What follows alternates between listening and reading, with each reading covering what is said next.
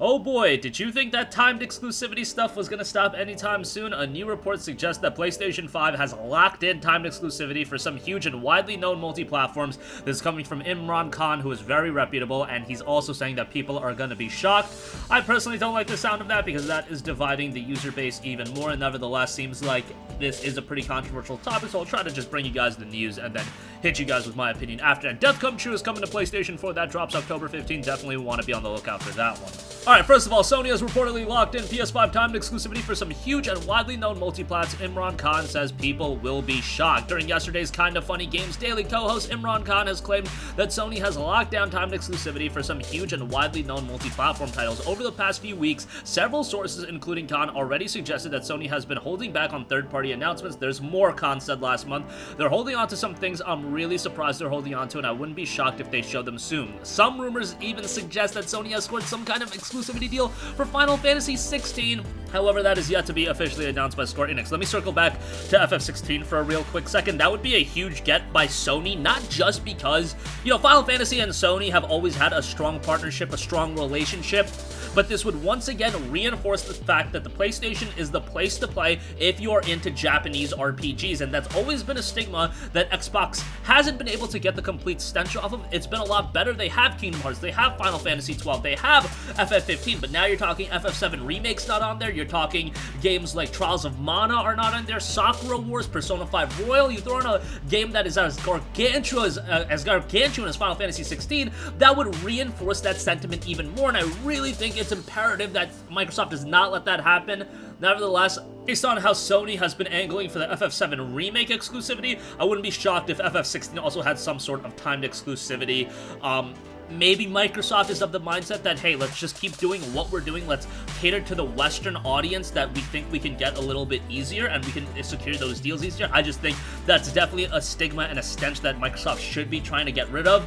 But that's just one man's opinion. Also, Khan has now talked a bit more about Sony's alleged timed exclusivity deals, which are said to be rather shocking due to the insane popularity of these multi-platform titles, noting there are things you will be shocked to find out that Sony is money-hatting, that they are locking up for timed exclusivity of like, wow, that is a game you are choosing, not because it's bad, because it's huge. So I'm interested to see where this conversation is going to go. Obviously, a ton of drama right now with Marvel's Avengers. The beta just dropped exclusively on Sony's PlayStation 4, and of course, Spider-Man is going to be an exclusive hero, and Twitter's ablaze. I mean, when isn't Twitter ablaze? But Twitter's ablaze, there's that. Reddit's ablaze. Just about every social media outlet is ablaze, and locking out Spider-Man for the other platforms, that's a pretty big deal. It's not like Sony owns the rights to Spider-Man from a video game standpoint, but yeah, that is a pretty big coup on their end.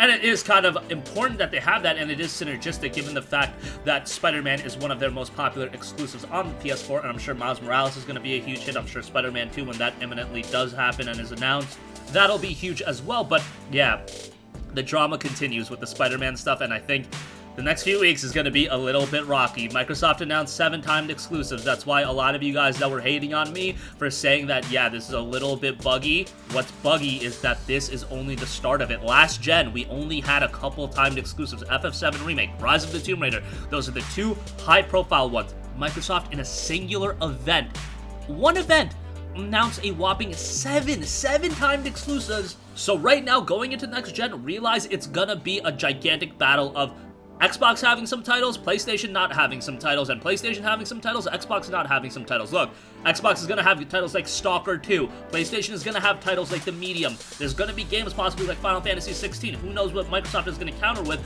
It's going to be back and forth, back and forth.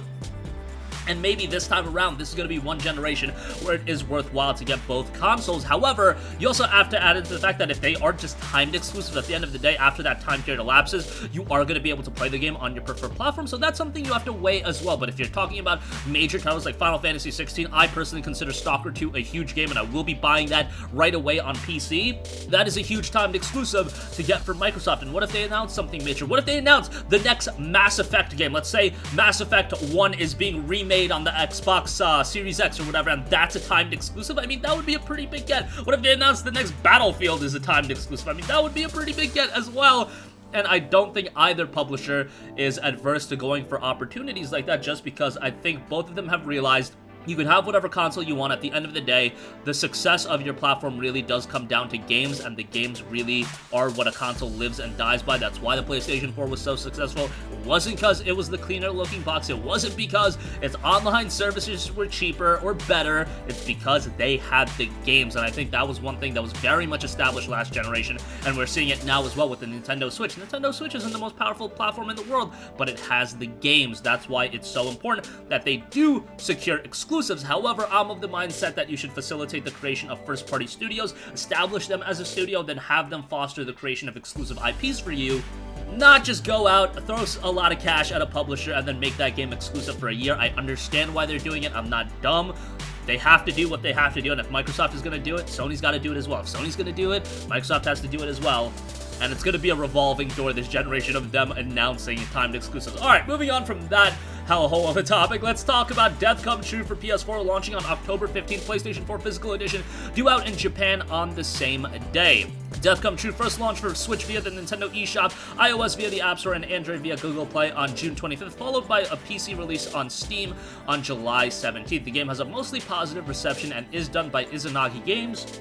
And it's kind of an interesting FMV, choose-your-own-adventure style of game. It has 312 reviews on Steam, 78% positive on that end, so not overwhelmingly positive reception, but pretty solid, and it is at a relatively budget price point of $15.99, so hopefully it drops at a similar level on PlayStation 4. The game notes a new wave interactive movie game where your actions and the ending of the story are determined by your choice. A completely new science fiction mystery in full-length live-action movie format from genius creator of the Danganronpa series, Kazutaka Kodaka. Player controls are simple and straightforward. Just swipe to look around and tap to make a selection. Even if you're a beginner, you can enjoy the game. They've got a wide cast.